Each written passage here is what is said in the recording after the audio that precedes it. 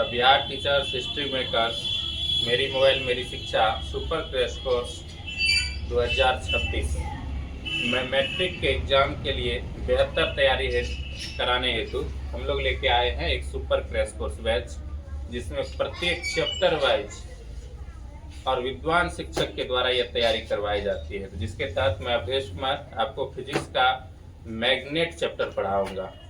Magnetic effect of electric current, विद्युत धारा का चुंबकीय प्रभाव। उसके तहत आज हम चर्चा करने वाले हैं चुंबक के बारे में कि चुंबक क्या होता है। तो सामान्य सी भाषा में चुंबक आप गांव में देखे होंगे, बहुत सारे सामानों में जैसे जितने भी साउंड होते हैं उसमें चुंबक लगा होता है, जितने भी और बहुत सारे ऐसे उपकरण होते हैं जिसमें चुंबक लगा होता है।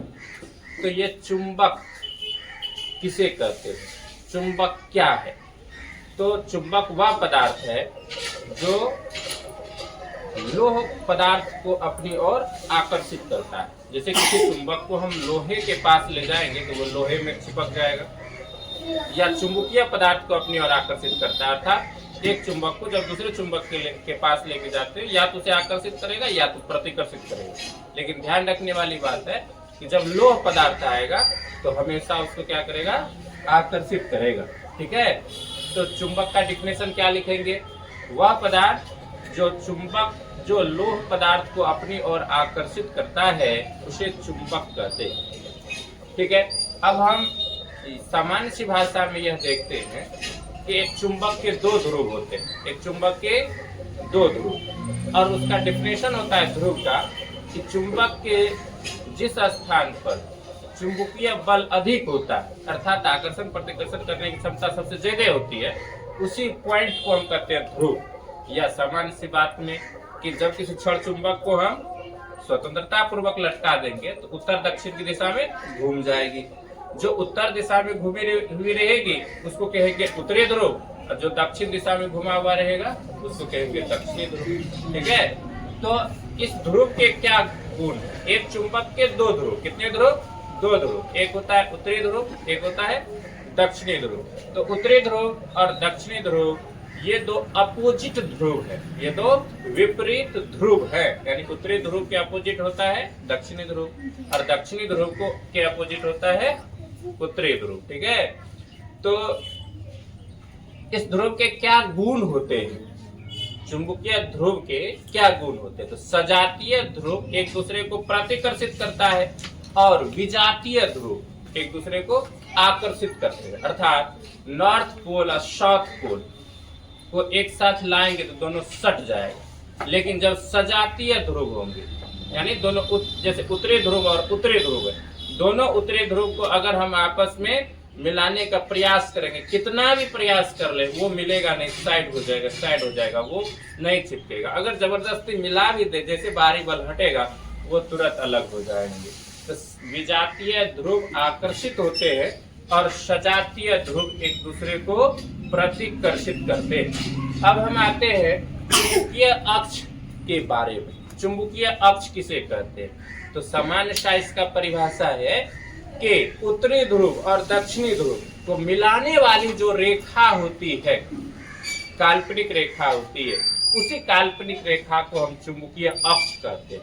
यानी उत्तरी ध्रुव और दक्षिणी ध्रुव को मिलाने वाली रेखा चुंबकीय अक्ष कहलाती है, मैग्नेटिक एक्सिस कहलाती है। ठीक है, तो अब है कि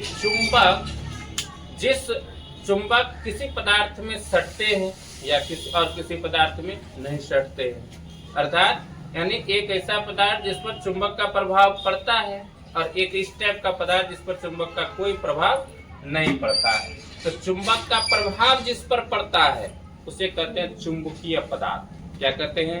चुंबकीय पदार्थ। और चुंबकीय पदार्थ बने होते हैं लोहा, कोबाल्ट और निकेल से। किस चीज से? लोहा, कोबाल्ट और निकेल से बने होते हैं। और अचुंबकीय पदार्थ, जिस पदार्थ पर चुंबक का कोई प्रभाव नहीं पड़ता है, उसे हम कहते हैं अचुंबकीय पदार्थ। जैसे कागज, गिट्टी, बालू, मिट्टी, कपड़ा, लकड़ी, ये सारे चीज क्या है? अचुंबकीय पदार्थ। ठीक है, अब दिखा रहे हैं चुंबकीय रेखा। ये चुंबकीय रेखा क्या है? तो बगल के फिगर में आप देख रहे हैं कि एक चुंबक के उत्तरी ध्रुव से रेखा निकलती है और दक्षिणी ध्रुव में जाकर के मिल रही है। उत्तरी ध्रुव से निकलती है और दक्षिणी ध्रुव में जाके मिलती है। इस प्रकार से एक सर्पिल का निर्माण करती है, एक वक्र का निर्माण करता है, और वो वक्र कैसा होता है? बंद वक्र, क्लोज सर्पिल बनाता है, बंद वक्र बनाता है। ठीक है, तो ध्यान देने योग्य बात क्या है कि सारे चुंबकीय रेखा उत्तरी ध्रुव से निकल रही है और दक्षिणी ध्रुव में इन कर रही है।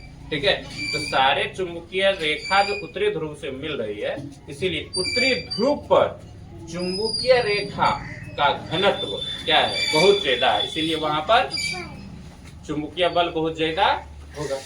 और चुंबक के मध्य में चुंबकीय घनत्व, चुंबकीय रेखा का घनत्व जो है ये बहुत कम है, इसीलिए वहां पर चुंबकत्व, मैग्नेट का प्रभाव क्या हो जाएगा? बहुत कम होगा। ठीक है, अब हम ये समझेंगे कि चुंबकीय रेखा के क्या गुण है, चुंबकीय रेखा के क्या गुण है। तो ध्यान देने वाली बात है कि हमेशा ये कोई रेखा आपको दिखाई नहीं देगी, किसी चुंबक के चारों तरफ ये रेखा नहीं दिखाई देगी। तो क्या समझेंगे? यह एक काल्पनिक रेखा है। ये चुंबकीय रेखा जिसे हम अभी दिखा रहे हैं स्क्रीन पर, ये काल्पनिक रेखा है। क्या है? काल्पनिक रेखा है। और ध्यान देने वाली दूसरी बात क्या है कि यह उत्तरी ध्रुव से निकलती है और दक्षिणी ध्रुव में इन हो जाती है। उत्तरी ध्रुव से निकलकर दक्षिणी ध्रुव में इन हो जाती है।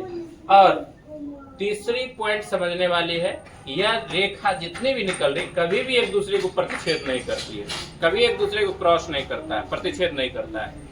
ठीक है, और क्या है कि ध्रुव के समीप ये रेखाएं बहुत अधिक होती है, इसका घनत्व बहुत अधिक। 4 पॉइंट हम लिखेंगे। पहला लिखेंगे कि ये रेखा काल्पनिक होती है, दूसरा लिखेंगे कि इसकी दिशा उत्तरी ध्रुव से दक्षिणी ध्रुव की ओर होता है, तीसरा पॉइंट लिखेंगे कि चुंबकीय रेखाएं कभी एक दूसरे को प्रतिच्छेद नहीं करती है, और चौथा पॉइंट क्या है कि ध्रुव के समीप चुंबकीय रेखाएं बहुत अधिक होती है, यानी वहां उनका घनत्व बहुत ज्यादा होता है।